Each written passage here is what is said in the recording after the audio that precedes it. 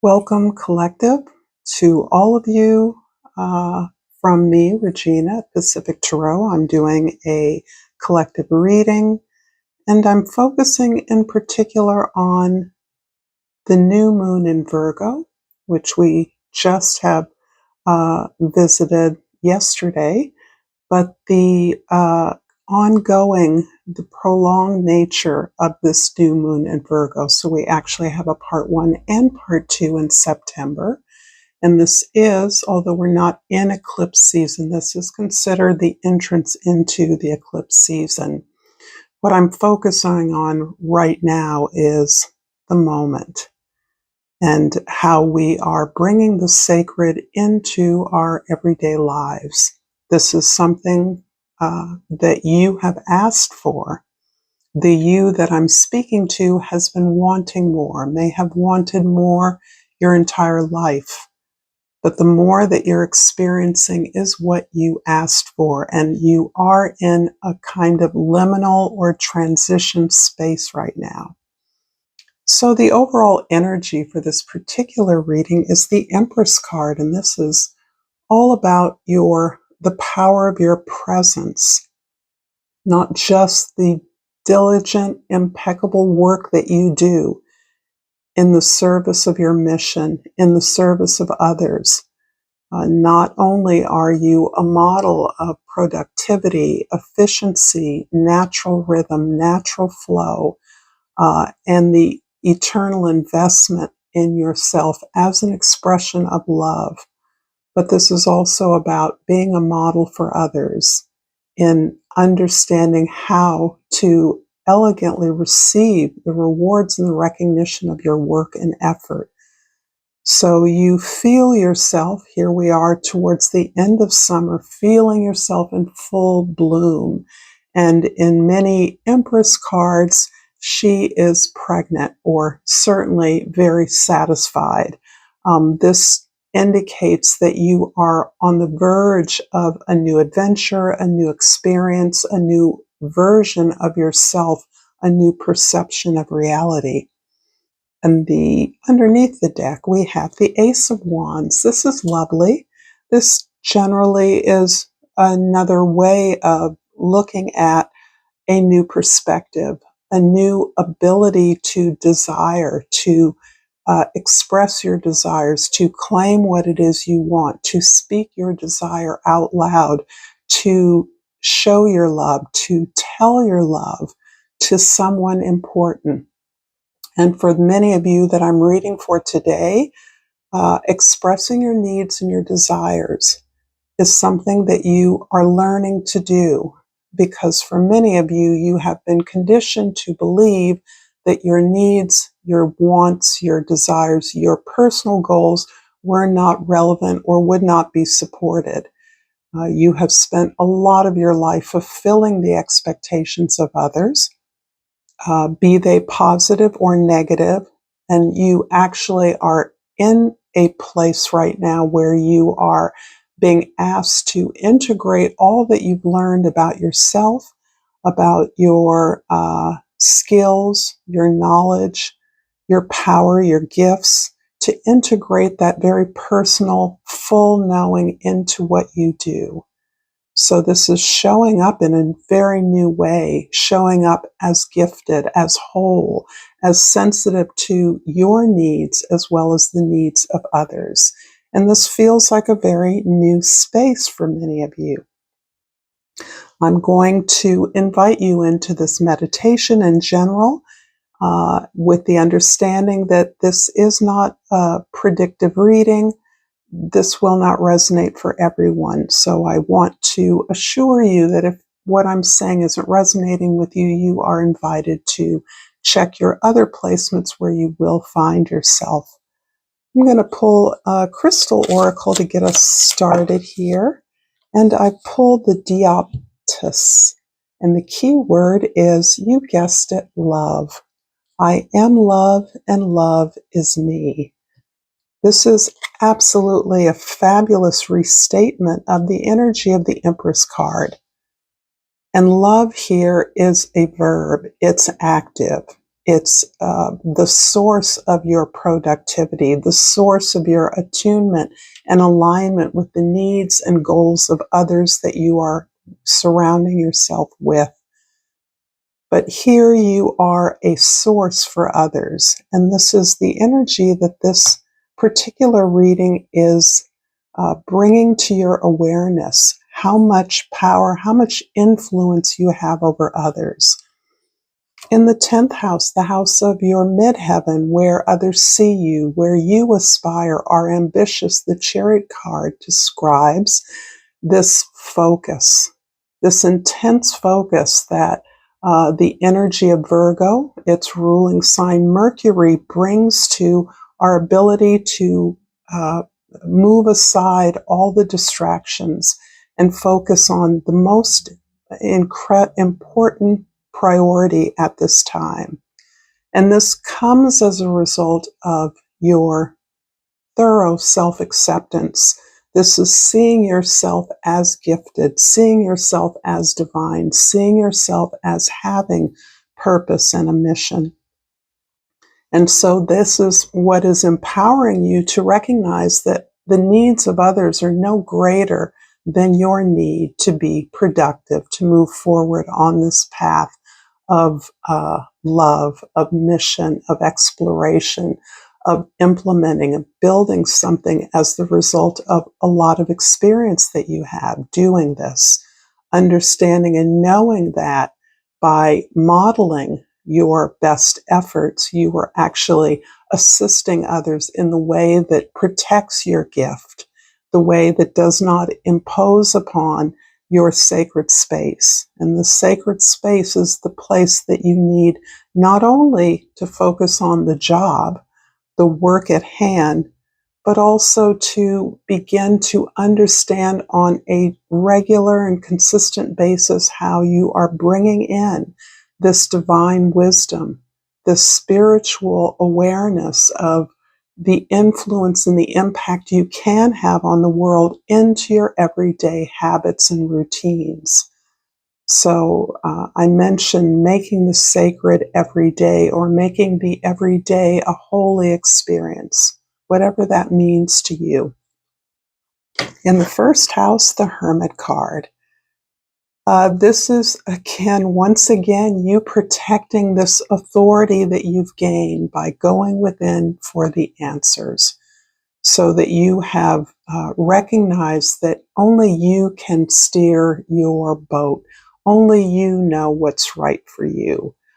And you are the one who must be consulted. That is going within, praying, meditating, just isolating or maintaining some solitary space as needed in order to protect this very critical transition you're experiencing. I mentioned liminal space before. The Hermit card, the energy of the Hermit, allows you to stay in that liminal space for as long as you need to, as long as it is required for you to be clear about where you're going. And by clarity, I don't mean having all the answers. That's part of what the Hermit card, often associated with Virgo, another messenger of Mercury, the planet of messages, is coaching you that the answers don't look like the answers you may be seeking. In fact, on this path that you are contemplating, creating, moving forward on, it isn't necessary to know the destination. It's only necessary to understand that what you're doing is the destination. The journey is it. This is how you influence others, by the daily and consistent habits of mind, your mindset, your approach, your perspective, your actions daily, how you treat yourself, how you love yourself, are all instructive to others. In the fourth house, the house of your soul, your family, your domestic environment, your history, even, the Fool. The Fool is describing, again, reiterating that this full moon was in 0 degrees of Aries. The Fool is both number or placeholder 0 and number 22, a power number, a master number indeed.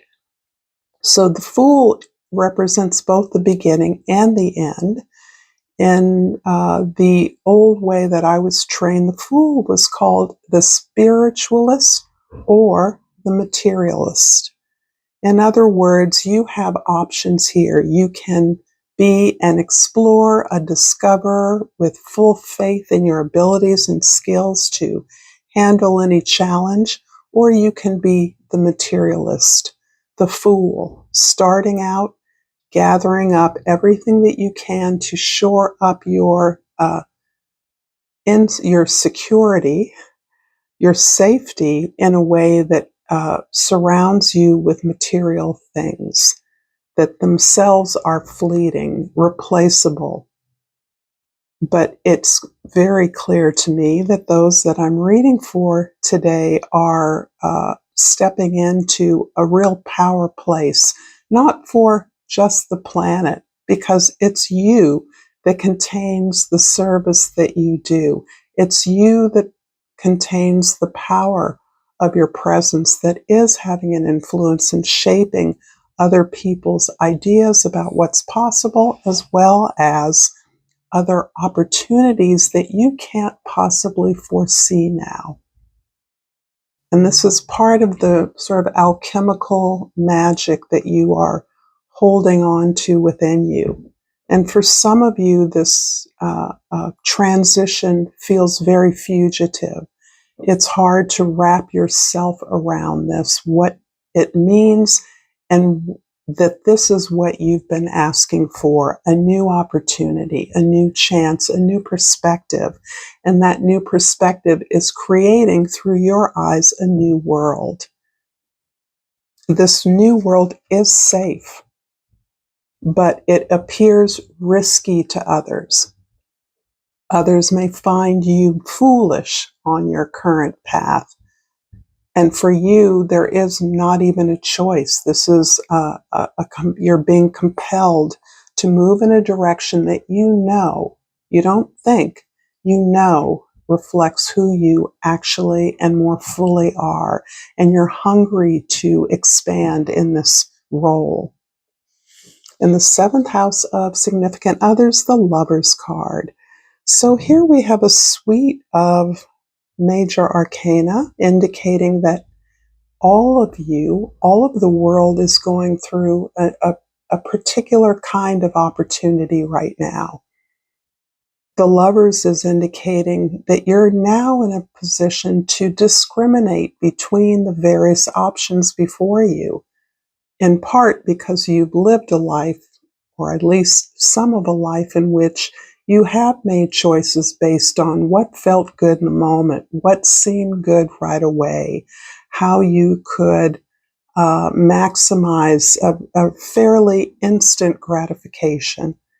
And you're long past that for many of you, depending on where you are in life. You're past it enough to understand that what is worth having is something worth working for. And you now have that opportunity, and you have also those deeper connections that reflect the self-knowledge you've gained. Those deeper connections are precisely those around you: lovers, family members, colleagues, collaborators, co-workers who are aligned with your values and themselves come to the work as whole as you are. Understanding that the purpose of the work is on behalf of something much bigger than you as individuals. So this is you investing in something that you want to build long term. And what you want to build, you want to make available to others as well. I invite you now, if you're resonating with this reading, to like this video and subscribe to my channel, Pacific Tarot. I appreciate all the support that I receive from you, and I appreciate the time you spend with me here now. So for the Hermit in the 1st house, we're going to clarify that with one card the Tower. Interesting. So, of course, right away in my mind, I have a picture of a hermit in an ivory tower. So, for many of you, there is knowledge that you have held that is being challenged. You thought you understood a particular trajectory of ideas or information, and that is being shattered by the events in the world and a sort of implosion of institutions and organizations that we once relied on to help us. And as those things fall away, the real information that is needed to move forward comes forward. You're able to see that because you have enough perspective to understand that although it feels like chaos, it's actually a blessing. This is actually a door opening for you. This is the hand of God. You're feeling it. You've asked for it. You've grown into this perception and awareness. You contain this information within your soul, and you've opened up your heart to be in preparation for this. So this feels like some monumental breakthrough for you. It can be an external message, or it can be a sense of welling up within you as a way of finally understanding the bits and pieces of information that you've been hunting down within your own shadow. In the fourth house, the Fool card is clarified by the Six of Columns, the Six of Wands. Interesting, because home for many of you is the place where you work. Even if you work in the world, you quite likely have a base of operations in your home, work remotely, at least on occasion. And in the privacy of your home, you do your best thinking, your best strategizing. And this is where you, in your home, invest in your community, your collective, your team, by not sacrificing, but by integrating your work into your home, into your private space. It brings the level of your personal expectation and quality of your work to a different level that is being recognized by those you work with and work for. And that work can be part of a family, it can be part of a community, part of a neighborhood, or a team. And so this is a card of tremendous victory for you in the home. The home feels as though it has become an all-purpose place, and yet you protect the sanctity of your privacy, which is critical to you right now. I have a feeling that you're holding on to this private space as the place where you can safely express your love, invest in your work, align your work with your highest values, and receive the recognition and attention that you are deserving of. In the seventh house, the house of the lovers, significant relationships, we have the Three of Swords. This is quite perfect. And I don't know why I really love the picture on this card. The wings in this deck are swords, wings being the quality of air, not only that can elevate our thoughts, but also breathes life into the rebirth. So clearly the Empress is signifying a rebirth for many of you, birthing something new. Something new is growing. The Three of Swords is all of the experiences you've had in the past, particularly around your relationships, that you've learned from, that you now understand patterns and roles you've played that have inclined you to make choices that weren't necessarily in your best interest. What was in your best interest is the lessons you have learned. You've learned to learn from. because that was a journey too. And in that way, you are refocused on what true connection means within yourself and within others in a way that is resurrecting and opening up your heart on a fresh, new perspective with a new openness to what investment, belief, faith in yourself, giving your love, being connected, deeply connected in the dark places as well as the light places means for you and your relationships. In the 10th house, the Chariot card is clarified by the 5 of Columns. And here the 5 of Wands. I like this because this shows me that out in the world you're fighting the good fight. You're doing whatever is necessary to model productive interaction with others. So this is a bit about communication for sure with Wands. It's about your enthusiasm, your perspective, your spiritual connection, your desire, a way to compromise, to work out problems, to solve problems collectively in a way that brings out the best of all members involved, requires everyone to learn a little something new from others in order to bring our expertise individually to a problem and to solve it. So I sometimes love to call this card the Learning Lab. And coupled with the Chariot card, I do feel like your way of protecting that sacred space that you are requiring in order to do the work, to bring your gift fully to the situation, to what it is you're building or creating, it requires you to, I won't say train, but encourage others through your own example. This ability to state your best idea, your desire, and then to be willing to negotiate, compromise, learn something new, or take lead from others as appropriate. I'm going to finish this reading with Soul's Journey Oracle card, and what pops out is service. Surprise, surprise. I feel good when I can help others.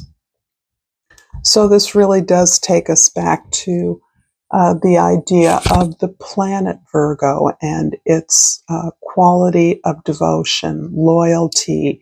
The devil is in the details, the sorting out all that you've learned in order to rank and prioritize what's most important so that you can focus on that. All of that is the way in which you understand now that your gift is the reason you're here.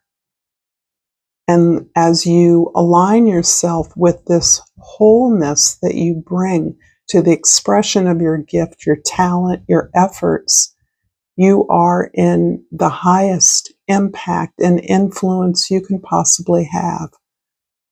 You don't need to know how you're affecting people because you feel it when you're doing your work. You're completely in tune with all those you work with and around and on whose behalf you work.